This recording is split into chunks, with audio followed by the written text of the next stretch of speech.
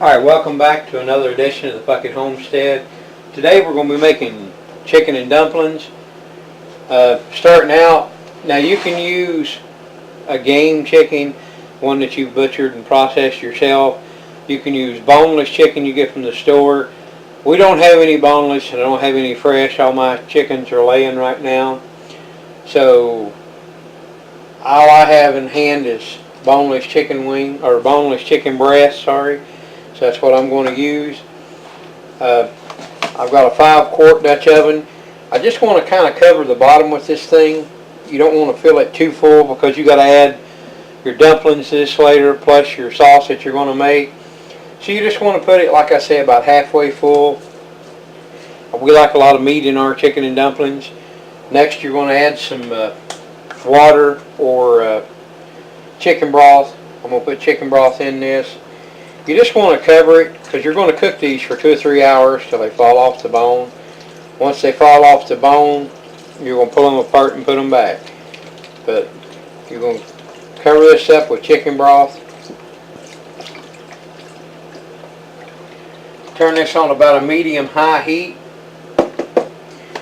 Next you want to cover this with a lid loosely.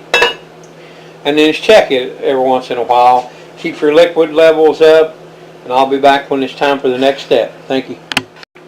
Okay, my chicken is probably, I don't know, half, I don't know how long it is, probably half, way about done. While your chicken's cooking, you need to get your dumplings ready for later on. So I'm going to show you my dumpling recipe. First of all, I take 2 cups of flour. I'm going to add them to my sifter. Now you can use any sifter you want, but I always sift my biscuit flour. While I have it in there, I add 4 tablespoons of baking powder.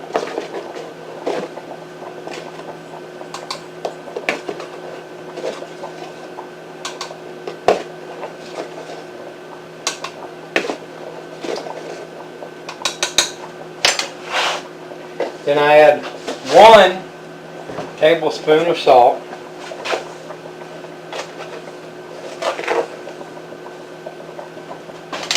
Then I add 2 more tablespoons of the flour. I'm not going to put the flour away yet because I'll need some here in a little bit.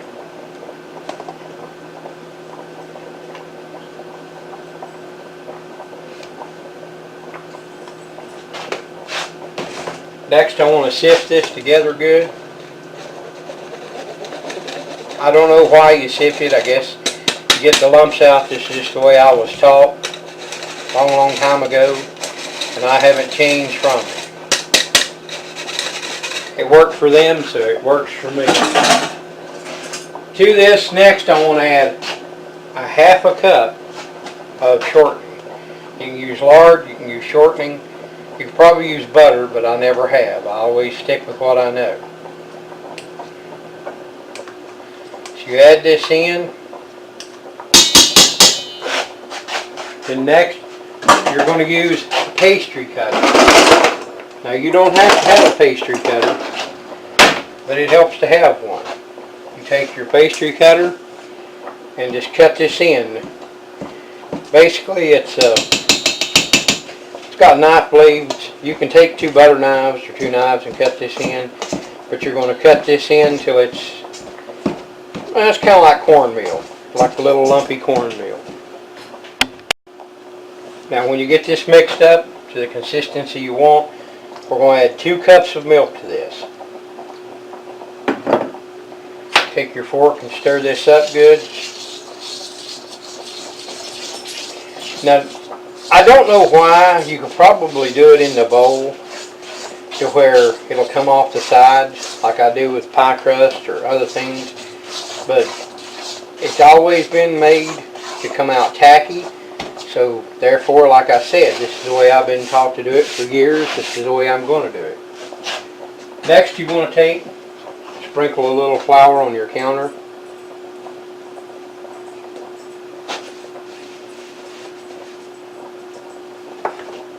And you're going to turn your dough your dumpling dough, biscuit dough, out on your counter. Now I know some people like to make little ribbon-like dough. The people I cook for would never stand for egg noodles in their chicken and dumplings.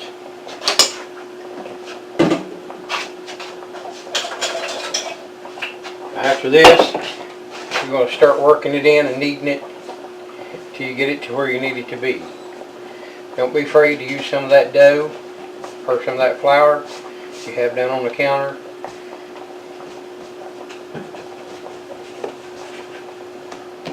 You don't want to overwork this.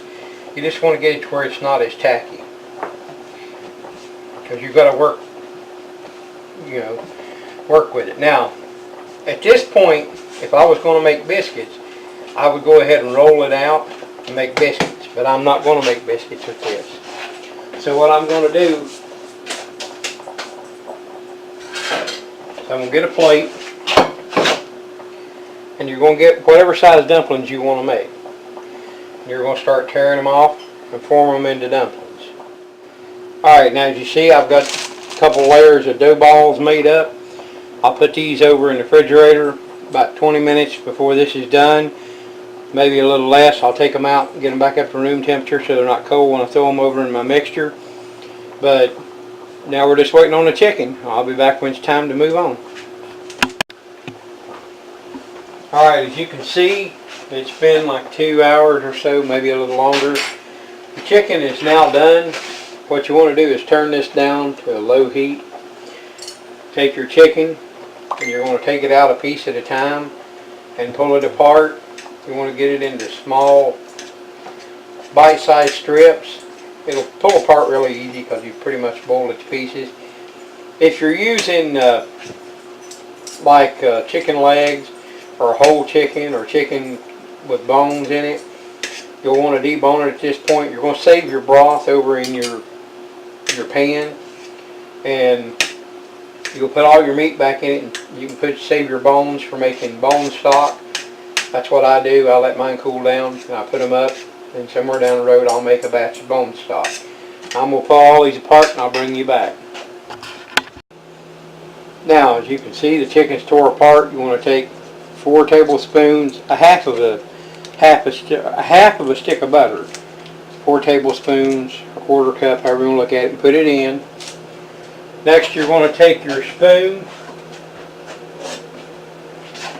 and you're going to add your chicken back to your stock.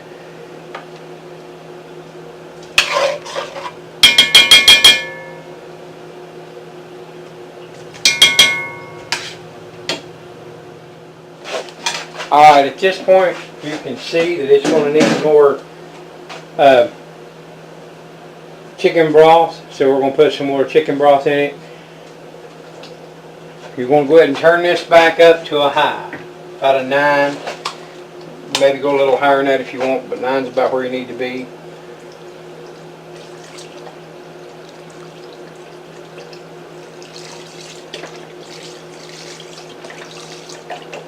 You don't want to get too much on there.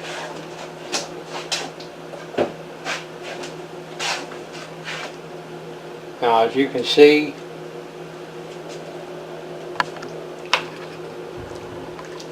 I've got this pretty much covered. Your next step is you're going to take 2 cups of milk, warm milk, and a quarter, 1/4 cup of flour. You're going to add this in and you're going to whisk it. Now, as I've said in past videos, I say it every time in case you've not seen any of my old videos, I have to cook this bland. It's at this point you add your salt and pepper if you need it. I love salt and pepper in mine, but there's people here who can't have salt. There's people who can't have pepper. So we leave it out. You want to add this in and then stir this up. This will help thicken it up a little bit, and I'll be back when it's ready for the next step. Alright, now you want to bring this up to a boil. I mean, you don't want to burn it, but you want it boiling pretty decent. Next, you want to add in your dumplings that we made earlier. to start adding them in.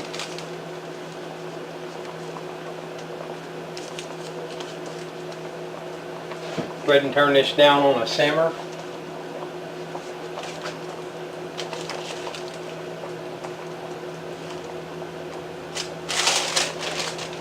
Now you don't have to use all the dumplings that we made earlier, but this crowd loves their dumplings and I'm not going to face them without them. So now this is on a low simmering heat. You just want it to simmer. You do not want this to boil, and you got to watch your heat. Every once in a while stir this so that it don't burn on the bottom. It takes about 40 minutes for this to get done. Put a loose lid on this. Do not make this so tight it will boil and burn. I just leave mine to where the steam can get out. Turn it down like on a 1. You're going to run this for 40 minutes.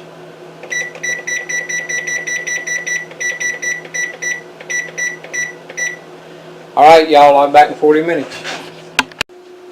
You see, it's been 40 minutes.